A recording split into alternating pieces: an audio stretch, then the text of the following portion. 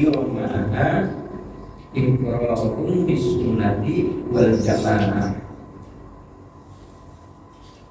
Takwa yang kedua adalah takwa dari bid'ah, menambah atau mengurangi sesuatu perbuatan yang berkaitan dengan akidah dan ibadah, ya, itu yang tidak dicontohkan oleh Rasul. Makanya wal iman berarti tukiromaha, dan beriman yang disebutkan bersamanya adalah iqra'un sunnah, menetapkan sunnah, wal jamaah dan jamaah. Sunnah berdasarkan kepada apa yang dilakukan oleh Rasul. Jadi wal jamaah kita menjadi umat yang bersatu, umat yang bercerai-berai. Jadi sunnah wal jamaah, makanya disebut ahlu sunnah wal jamaah. Ahlu sunnah wal jamaah tidak mau dipecah belah. Kita umat yang satu, umat tauhid, kita berpegang teguh pada sunnah Rasul, dan tentu saja Al-Quran Al-Karim sebagai pokok dasarnya dan sunnah itu. Itu yang kedua. Yang ketiga, bertakwa as-salisah anil ma'asi al-far'iyah. Disebut ada far'iyah. Takwa dari perbuatan-perbuatan dosa al-far'iyah. Far'iyah itu ada cabang-cabangnya. Iya, bercabang-cabang. Apa maknanya disebutkan wala iqrar fi hadhil manzilah, dan tidak menetapkan, tidak iqrar ya fi hadhil manzilah, pada tingkatan ini, pada manzilah ini, faqabil bil ihsan. Jadi al-ma'asil far'iyah itu bandingannya ihsan. Syirik itu bandingannya tauhid. Bid'ah itu bandingannya sunnah wal jamaah. Kemudian perbuatan dosa yang far'iyah tadi adalah ihsan. Bahwa ta'at wal istiqomah alaiha, itu ketaatan dan istiqomah. Tidak hanya taat tapi istiqomah. Istiqomah itu terus pendiriannya mudawamah, terus menerus, tidak pada saatnya kita butuh dekat dengan Allah, ketika merasa tidak butuh kita jauh dari Allah. Semangat doanya khusyuk, doanya ketika kita menginginkan sesuatu, kita ingin terhindar dari sesuatu. Tapi sesudah keinginannya dikabulkan, sesudah apa yang ditakutkan, kekhawatirannya sudah terhindar, yang kita lepas. Tidak istiqomah namanya. Buat Quran buat istiqomah alaihi. Fataku manzilatan mustaqimit ta'ah. Maka itu kedudukannya sudah menjadi kedudukan yang istiqomah dalam ketaatan kepada Allah.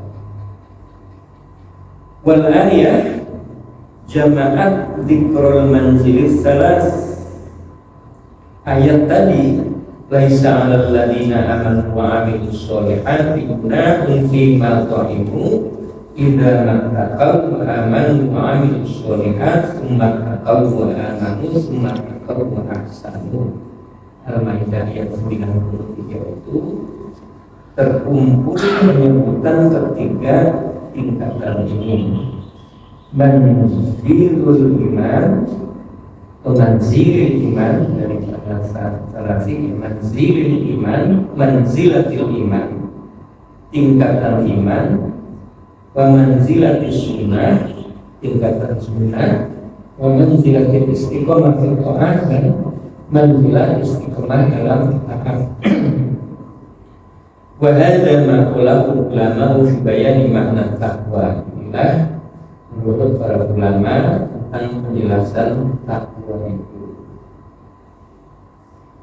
Kultu di sini Imam Ghazalinya, ana wajadtu taqwa biman al-istina bi fusulil halal. Tambahkan lagi oleh Imam Ghazali, aku temukan takwa itu dengan makna ijtina bi fusulil halal, menjauhi kelebihan-kelebihan yang halal.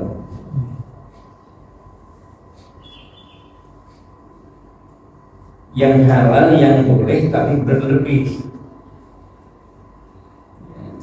Wa huwa ma ruwiya 'anil khabaril masyhur an Nabi sallallahu alaihi wasallam, didasarkan kepada hadis Nabi cukup terkenal masyhur dari Nabi sallallahu alaihi wasallam, qala innama summiyal muttaqun muttaqina bitarkin ma la ba'sa bihi atrokan anha bihi ba'sa. Disebut muttaqun, orang yang bertakwa itu muttaqin, menjadi bertakwa. Disebutkan orang bertakwa menjadi bertakwa betul itu. Litarkihim, karena mereka meninggalkan malah ba'sa bihi hadron amma bihi ba'sa. Ini maksudnya tidak berputus asa dengan apa yang dia peroleh. Jadi dia mendapatkan sesuatu, kalau rezeki lah, mendapatkan rezeki itu tidak berharap banyak. Kita kan harapnya banyak, tapi harapnya cukup.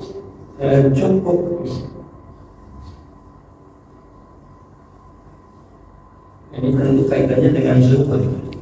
Qanaah. Kaitannya dengan zuhud. Zuhud qanaah. Ya.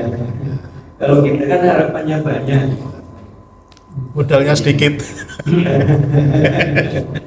Menjauhi yang berlebihan meski halal. iya, walaupun halal Halal misalkan kebaikan tidak berlebihan. tidak berlebih. Inna kufuril halal, Banyak modal sedikit. apalagi yang haram. Ini lebih anu lagi Dan sengit. tingkatannya. Dalam takwa itu ada itu.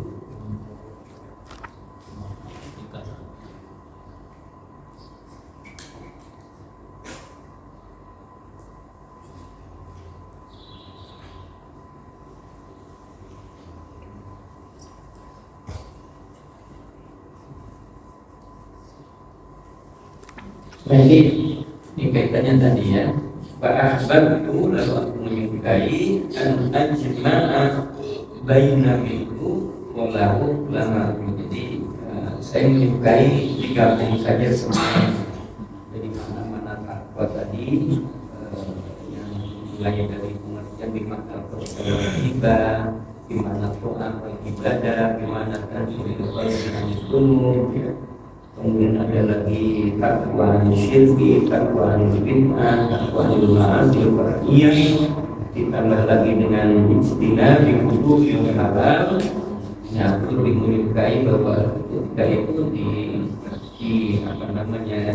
gabungkan semuanya itu menjadi lebih menguatkan takwa.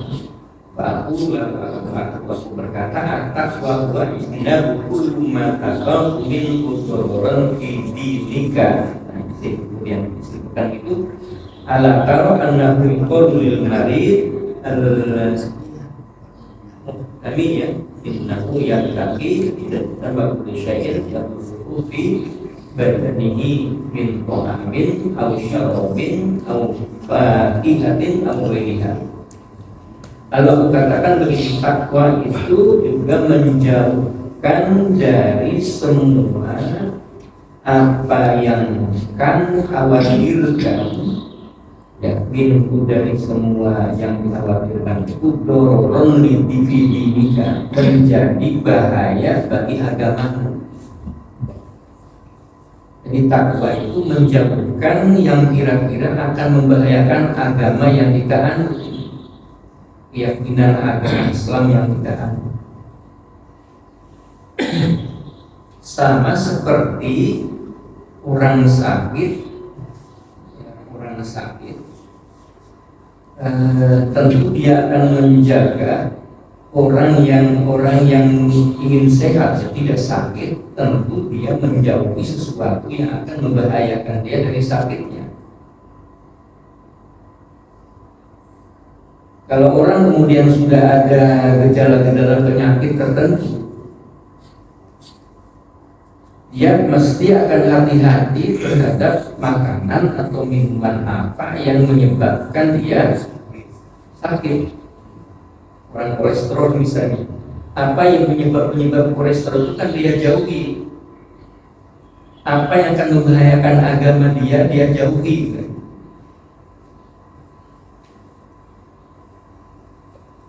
Ini yang bentuk amin dari makanan, dari minuman, dari pakihan buah-buahan, makanan tambahan. Itu akan dijaga supaya tidak membahayakan fisik dia menjadi sakit. Namanya kalau kita hati-hati ya, hati-hati. Makanya takwa itu kan hati-hati juga maknanya ya.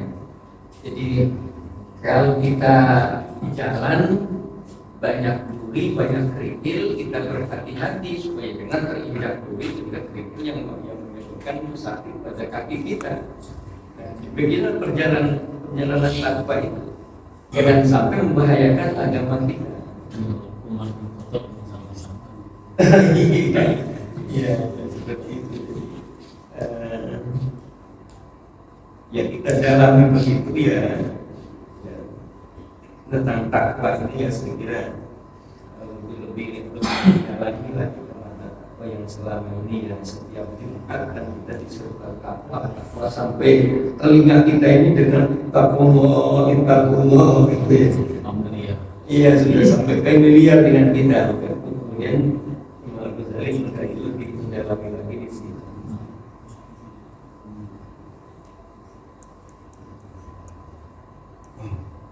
Tsummal ladzi yakhaf min dharar fi amri dini isnani.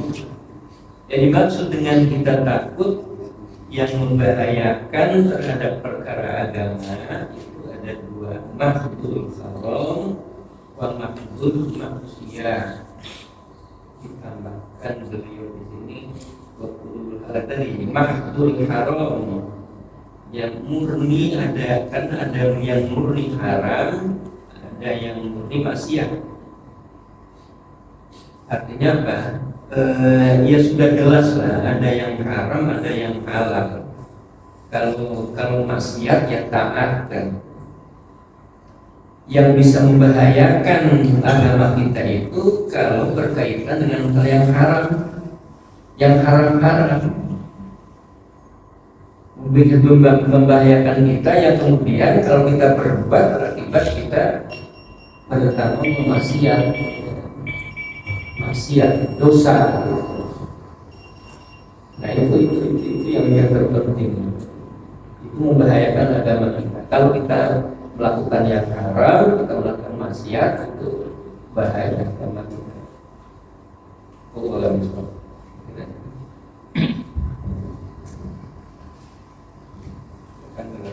Diskusi sedikit. Jamaah rahimakumullah. Makna takwa pada pagi hari ini kita sedang sama-sama mendengar, di telinga kita sangat familiar makna takwa, yaitu menjalankan perintah Allah dan larangannya. Ternyata jamaah rahimakumullah dari apa yang disampaikan Prof itu masih pada tingkatan, mohon maaf, tingkatan orang awam.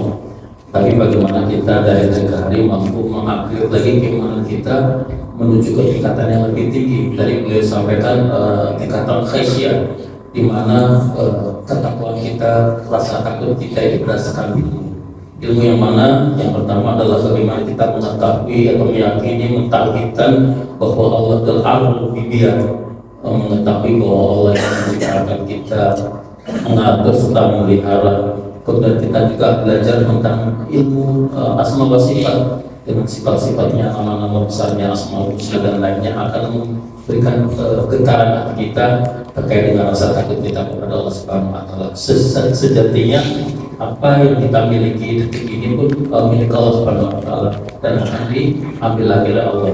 Kata sekalipun nafas yang kita hirup, ketika kita tarik nafas tidak benar-benar kita miliki dan harus dihembuskan kembali kepada Allah Subhanahu wa taala. Artinya tidak ada yang bisa kita miliki kecuali Allah Subhanahu wa taala. Baik, kalau ada yang ingin didiskusikan dipersilakan. Ibu-ibu, ada berapa jamaah ibu? 8, 9. Oke, silakan ibu dengan suara yang cukup jelas keras.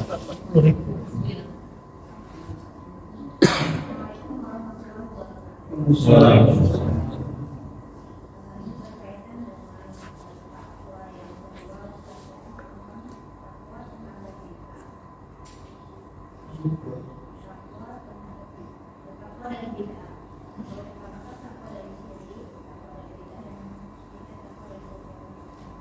Dari kita.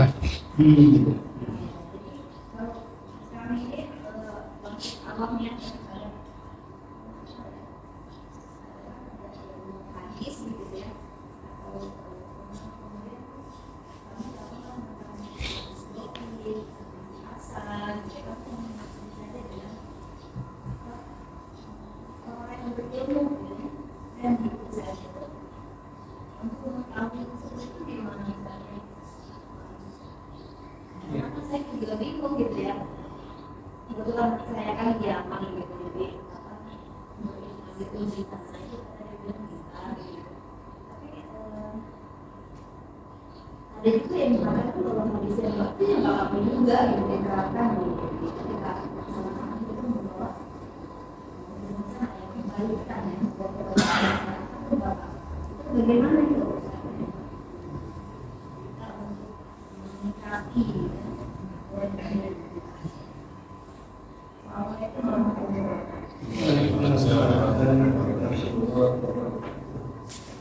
Ya, yang ibu ya, walaupun yang terakhirnya kurang benar, tetapi yang intinya adalah tentang takwa anil bid'ah tadi ya. Takwa astaniyah. Di sini tadi penjelasannya hanya wal imanu alladzi yumaha iqrarun bisunnah wal jamaah. Jadi lawan bid'ah itu sunnah. Menghindarkan bid'ah, kita menetapkan sunnah. Dulu ini cerita bid'ah ini adalah tentang akidah, ya, tentang akidah. Bid'ah tentang akidah yang merusak pada nilai-nilai akidah tertauhid. Ada kaum musyabbihah ya, termasuk Mu'tazilah ya, dulu dikritik habis-habis. Yang Mu'tazilah itu yang mengumpulkan rasio timbang wahyu, dalil akli lebih diunggulkan ketimbang dalil akli, bahkan memperduakan dalil nakli Al-Quran dan hadis. Kemudian menyangkut ibadah ya, ibadah. Nah, kalau kemudian menyangkut adat, nah itu kan nilainya adat itu nilainya bukan mencari dalil, tapi nilai adat itu adalah maslahat atau madharat, maslahat atau madharat. Nah, yang pokok-pokok saja lah mungkin yang paling terpenting bagi kita. Kalau kita menambahkan misalnya sholat 5 waktu menjadi 6 waktu misalnya, atau sholat yang rakaatnya sudah ditentukan lalu kita tambah lagi sholat yang ditentukan itu. Nah ini yang jelas bid'ah. Yang terkadang kemudian orang yang membid'ahkan tentang adat,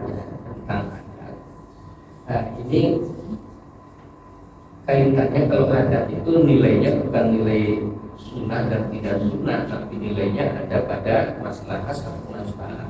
Hanya tidak ada dalilnya. Seperti misalnya yang ada dalilnya itu kalau memanggil orang sholat azan, ya, maka beduk itu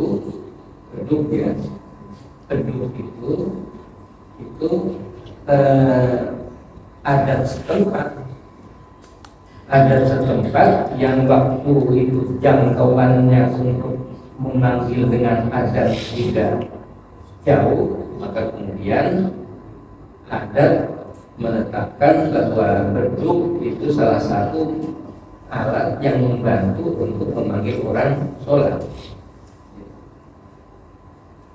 Nah, karena ini yang syariat adalah adzan, maka beduk itu yang berasal dari adat yang memungkinkan dalam pikiran waktu itu adalah beduk itulah salah satunya yang berjarak jauh.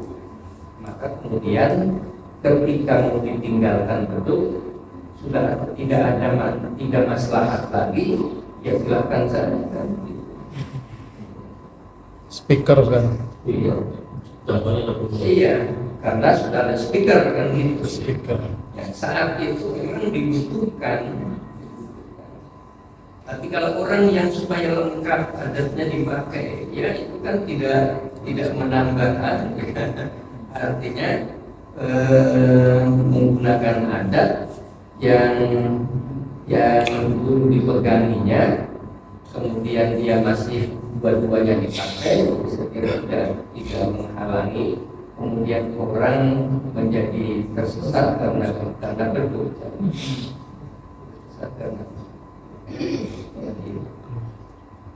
Ya, sama dengan misalnya kematian, ada taklil, ya taklilnya sendiri ada ya, baca Quran itu ada, kemudian hadiah kepada orang yang meninggal dunia dengan mendoakannya juga, walaupun ada istilah tentang hadiah, ya, tetapi juga ada dalil-dalil hadis yang menunjukkan bahwa orang yang sudah meninggal itu bisa digantikan amalnya itu oleh ahli warisnya. Tapi mendoakan orang yang meninggal itu ada, meninggal orang itu ada. Nah, kemudian antara ada perintah kemudian dengan adat yang saat itu dalam sejarahnya adalah orang kematian, orang kumpul yang mereka tidak ada apa-apa, kemudian mereka kumpul, maka main remi, main apa gitu, gitu ya. Islamisasi tentang adat kebiasaan yang buruk itu, kemudian ulama dahulu menyelenggarakan doa bersama itu mereka, dan doa itu juga ada. Nah, hal-hal seperti ini kan kemudian satu pihak adalah kemudian dianggap dolalah, tapi tidak semua yang dikemas dengan adat itu ya, itu juga dolalah. Makanya ada pembagian, ada hasanah. Dolalah tadi, iya, itu memang beberapa literatur yang saya baca, misalnya dalam Syiarul Nabilah dan dalam sisa Al-Awanah itu membagi semacam Al-Quran dikali, misalnya ya, Nabi hanya menghimpun saja, kemudian dibukukan dan dikumpulkan sampai dengan diseragamkan tulisannya oleh Ali bin Abi Thalib menjadi Al-Quran ini, ya itu juga tidak dijelaskan oleh Rasul hanya menunjukkan saja ini ayat ini, surat ini, susulannya seperti itu. Di pembukuan Al-Quran biasanya begitu. Dan ya banyaklah hal-hal yang dilakukan kaitan dengan soal bid'ah ya. Saya kira hal yang seperti inilah yang sering di masyarakat ada persoalan. Padahal kalau kita persoalan itu kita coba dalami ya, tidak ada sebenarnya membahayakan untuk agama kita. Tidak ada yang membahayakan untuk agama kita. Nah, yang membahayakan tadi yang pokok-pokok, ya ajaran-ajaran pokok yang kemudian kita mengurangi atau menambahnya, yang kita tidak boleh.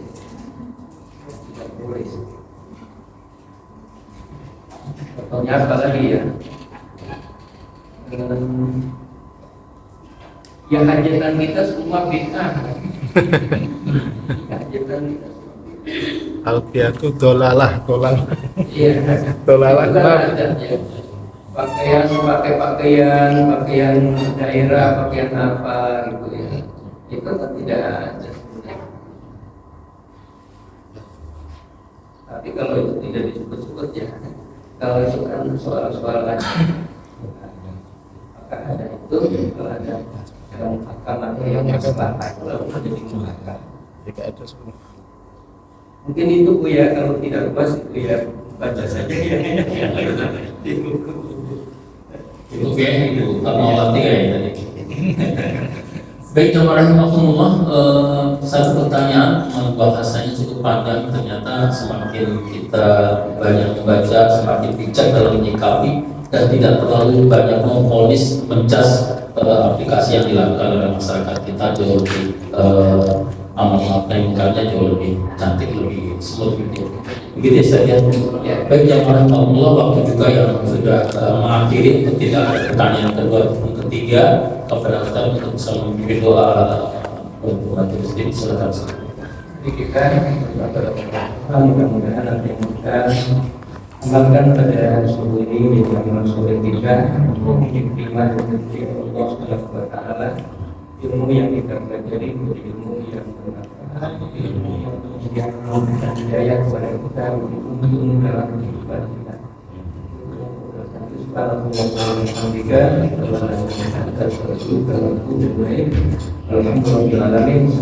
warahmatullahi wabarakatuh. Waalaikumsalam warahmatullahi wabarakatuh. Alhamdulillah, jazakallah khair. Sehat selalu Ustaz untuk bisa menyampaikan ilmu yang tersebarkan lagi. Jemaah rahimakumullah, saya sudah tafakkur finish pada akhir hari ini. Mari sama-sama kita tutup dengan kalimat alhamdulillah. Alhamdulillahirabbil alamin. Kami akhiri. Assalamualaikum warahmatullahi wabarakatuh. Waalaikumsalam.